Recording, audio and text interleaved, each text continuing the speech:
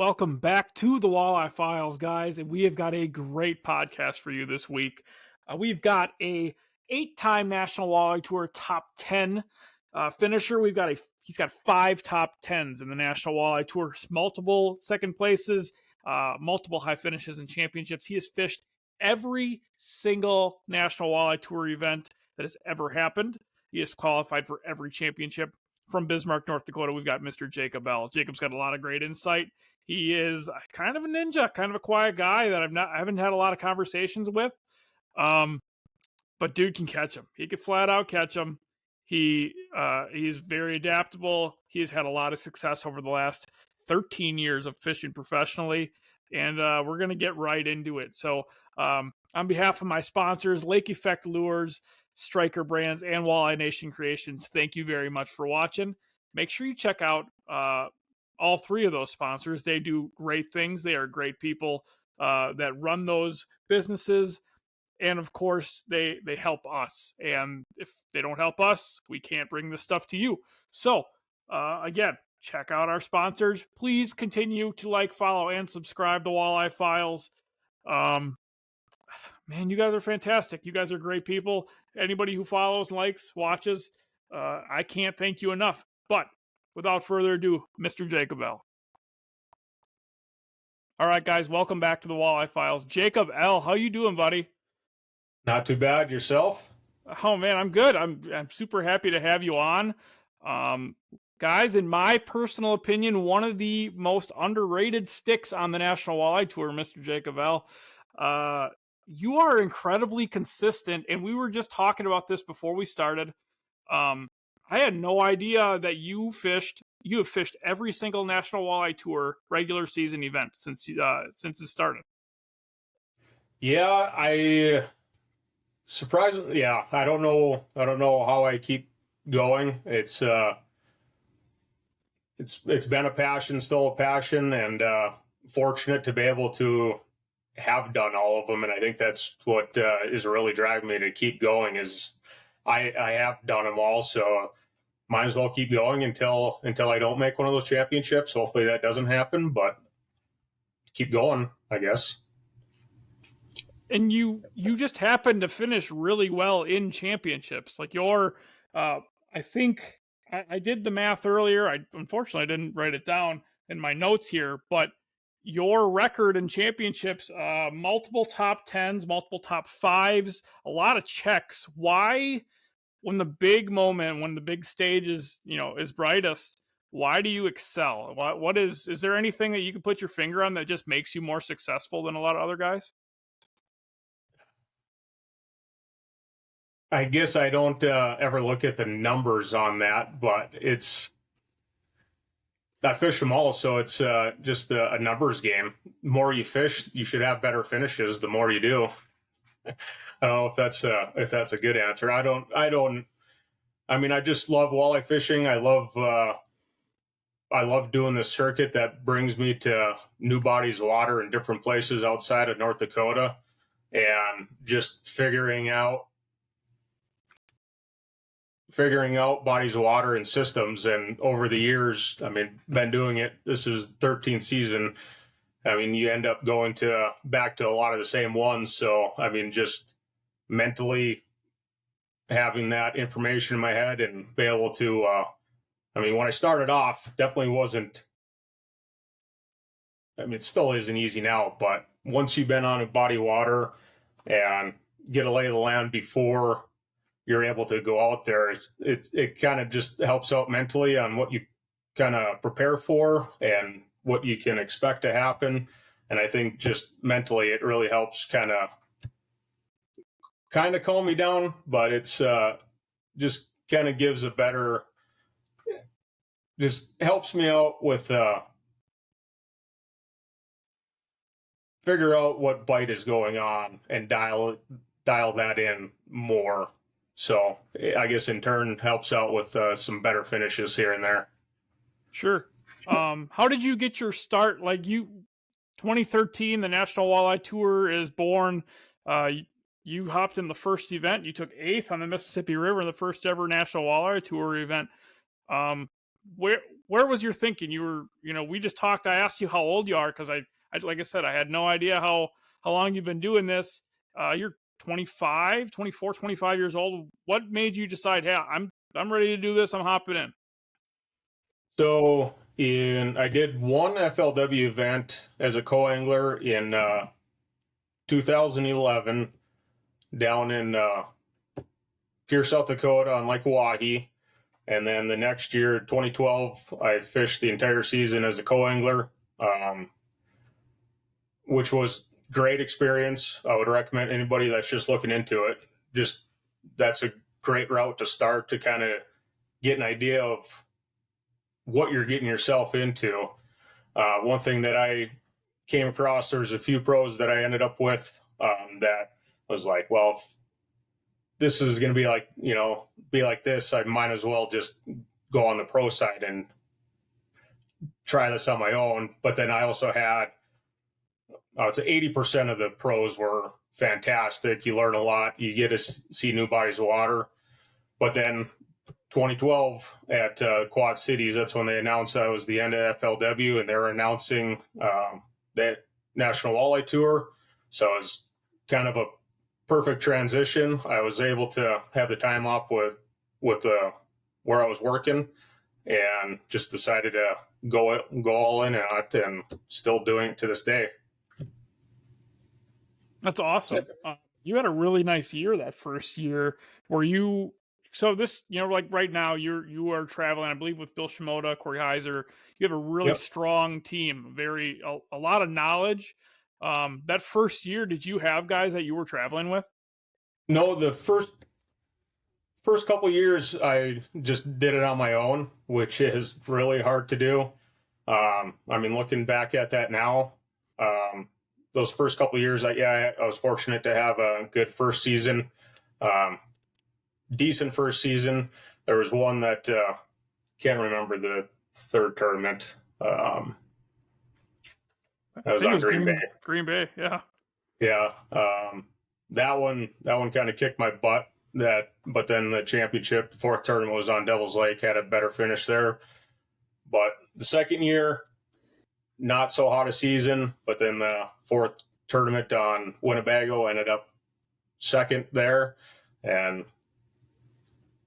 it's just kind of up and down, I think, from there. But then I think it was 2014, I teamed up with Ryan Jerk and RJ Harwood, and those were two great guys to team up with there, and pretty much been with kind of traveling around with people since then. And then the last few years being with Bill and Corey, I mean, we got a great team with us three, and it's just fun being around those guys. Makes traveling a lot easier, and just breaking down bodies of water a lot easier. So it definitely helps with going to these tournaments and being around the right guys, for sure.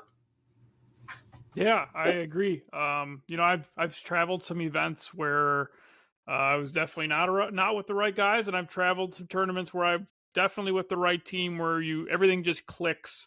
It makes it a lot easier on the water. You have a lot of fun off the water, a couple of beverages, having a good time. And I think that's what makes, not being stressed and not taking everything so literally, off the water and beating yourself up, bad finishes, good finishes, whatever. It just makes everything a lot easier. 100%. Yeah. I mean, there's days in practice where it's just like, do I even know how to fish? But then you got other guys that you're with that are, you're just maybe where you're at that time of day, or what you're trying could be off. But if you're with the right guys, and you could have a bad day, get back to the cabin, forget about it. You got the next day to go out and practice and try to, don't do that again, but try to figure out something new. But being around the right guys and having a positive attitude definitely helps out, make the week go by a lot easier. Does having a positive attitude kind of help get you out of those bad finishes? Because like I said, I've done a deep dive into everything, and you've had a couple bad finishes, but you always rebound. I always feel that you've always rebounded really well. You've made every championship. And that's something that not a lot of guys can say they can do, is just rebound really well after a bad finish. It's tough to, I guess I don't try to think too far into that besides having the start that I did last year. Last year, I took almost last place on Lake Erie, went into it and knowing that with forward facing that person has to cast it, just these days, and being at the front of the boat, and thought I was on a good bite trolling. Lake Erie tends to always get me with the currents and changing conditions. Really snake bit me, ended up with a bad finish there to start the season, and then pretty much just playing catch up the rest of the year. And I feel like I did have somewhat of a good attitude. Luckily, that was the first tournament of the year to where I knew I still had 3 more events to try to make that back. Definitely doesn't make it easy for the stress level, because, I mean, it's what all of us are trying to, that are fishing all of them, to make that championship. So it adds a little stress, but I think that helps a person drive you more. You want to do better, so you're going to be invested a little bit more. And so whatever I've been doing, hopefully it's working. I mean, there is other stuff that could definitely do better, but not letting it affect you too much, and just positive attitude and just move on to the next one, I think, is probably the best thing a person can do. Yeah, I agree 100%. Traveling with the guys that you travel with, is there any one piece of advice that you've gotten over the last couple of years that just really stands out? Like, and it doesn't have to necessarily be about fishing. Maybe it's about how you prepare your boat, or you prepare for a tournament, talk to sponsors. Is there any one piece of advice that's just, hey, that was really good when I heard that? A funny one is just make sure you got a guy like Corey Heiser on your team that pretty much has like a bait shop in the back of his truck, so that you just know that you got everything at hand if you don't have something with you. That's a perfect one. Yeah. So I'm guessing you've grabbed a crankbait or two from Mr. Heiser's truck. There's been I mean, when you're at a tournament, there's no time to be selfish. So, I mean, it's you gotta, if he's got it, it's team effort. Hopefully he gets a good kick out of that one. I'm sure he will. I have to imagine he will. So let's talk about your season so far. You've had a really nice start to your season. You're in 11th for Angler of the Year right now.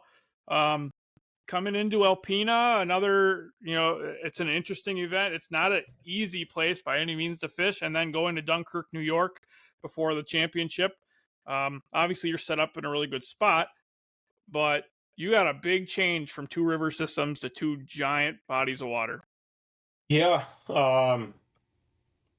I mean, we were just out there for the championship last year. So, last year we were out of Oscoda, but Alpena, I mean, I was fishing up by the Alpena area pretty much the entire time. So very familiar with that area.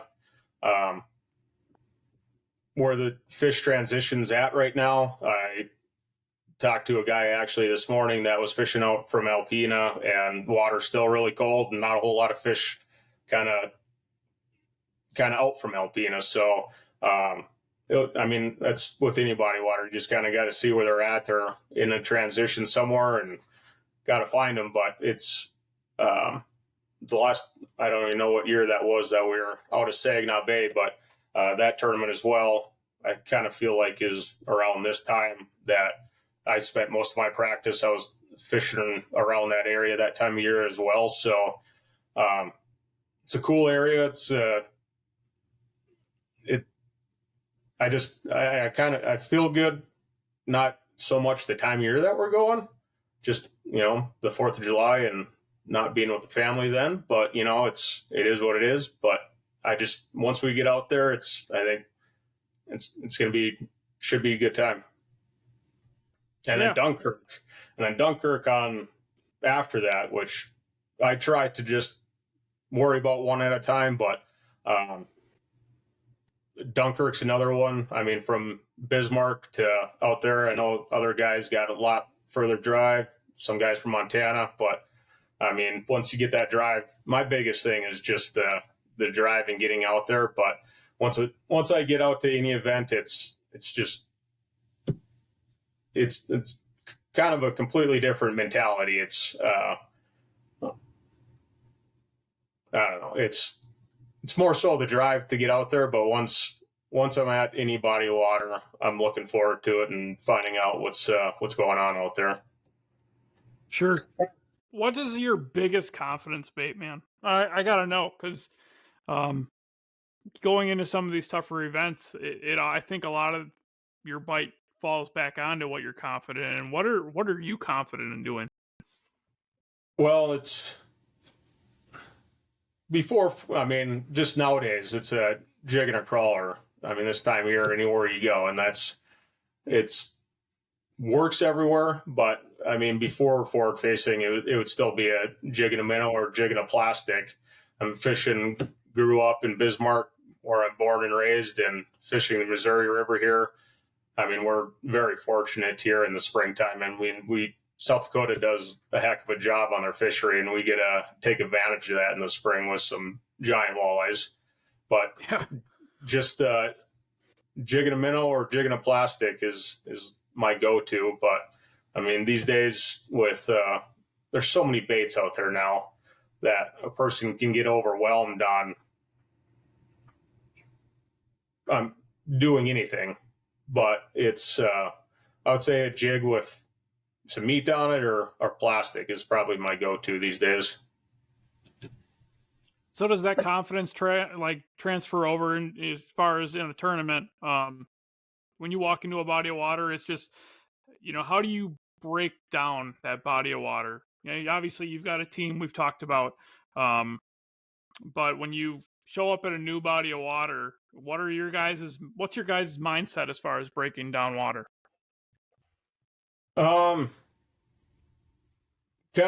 Just doing some research beforehand, but once you're getting out there, it's kind of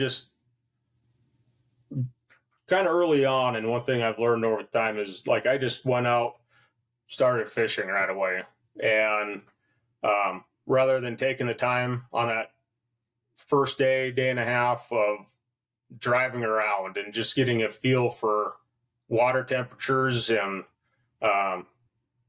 doing some scanning and just seeing how stuff is set up. I mean, just driving around and kind of seeing how the whole, I mean, you can't cover the whole system, but when you're traveling with a few guys, be able to cover some area, you get an idea of kind of what's going on beforehand or on those first days, and then try to start dialing it in after that. But I think first off is just seeing how everything's setting up right away is with water temperatures and just seeing where bait fish are at and that sort of stuff first. Sure. Yeah, I think using your electronics, obviously now more than ever, is probably one of the 2 or 3 biggest keys to success, right? I love trolling, dude. I love trolling. Trolling spinners is like my favorite thing in the world, but the last couple of years I've forced myself to be a forward-facing sonar guy. But between forward-facing, side scan, just graphing, I think doing that on a consistent basis prior to a tournament, coming into a tournament, especially a new body of water, probably is one of the single most kind of cut out there, but you still there? Yep, I'm still here. Keep rolling. So yeah, I mean, forward facing. So I'm a Lowrance guy. I've always been a Lowrance guy. I mean, they're at the top in my opinion. They're just the easy use, but I mean, I'm very good at using my electronics, I think, and with the addition of forward facing now is obviously, I mean, that's just the talk of everything. I've seen a article earlier today on something on Eagle Lake where they're trying to just warn anglers of not using forward facing for their muskie population. But I mean, in the bass world, it's a huge focal point of conversation.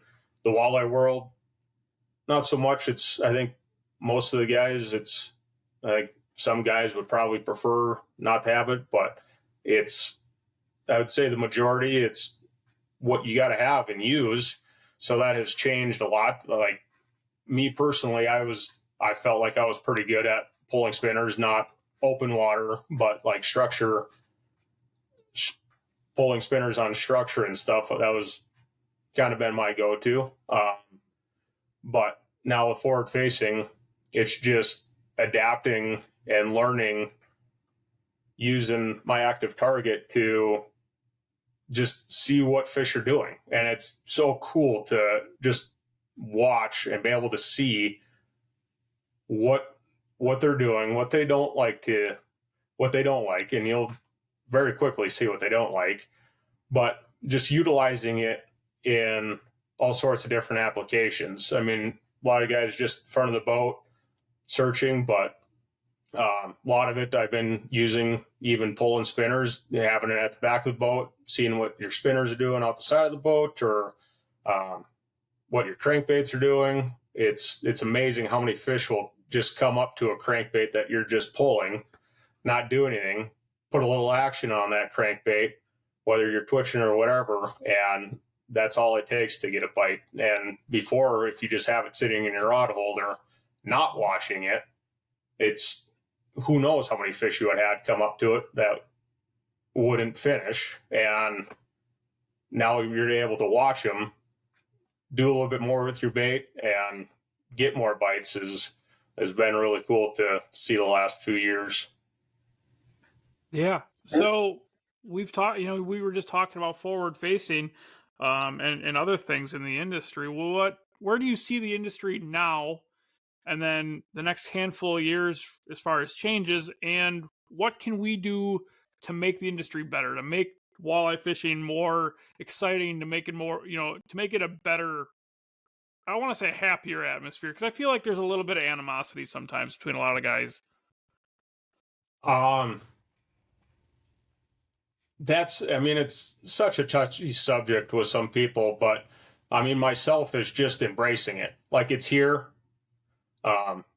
There's going to be something better in, say, 5 years. Like, it's when side scan came about, nobody thought that was going to be like what's next type deal. And then all of a sudden you got forward facing comes about, and it's what that has gotten to. It's what's next. There's always something what's next. I know that they know what they have coming. It's if it's making that better or what, but I would say just embrace it as an angler yourself. I mean, if you don't want it, you don't have to have it, and you can fish the way you want to. But it's if you're fishing tournaments, so like a tournament angler, if you want to be a successful tournament angler, I don't want to say that because river tournaments. But this is where I ramble anyway. So I would just suggest embracing it. Like, it's such a cool technology. I love technology, but it's more not that you're just gonna go catch every walleye out there. Because I was in a couple weeks ago fishing some local prairie ponds around Bismarck here, and saw tons of fish. We ended up probably saw hundreds of fish, caught 7.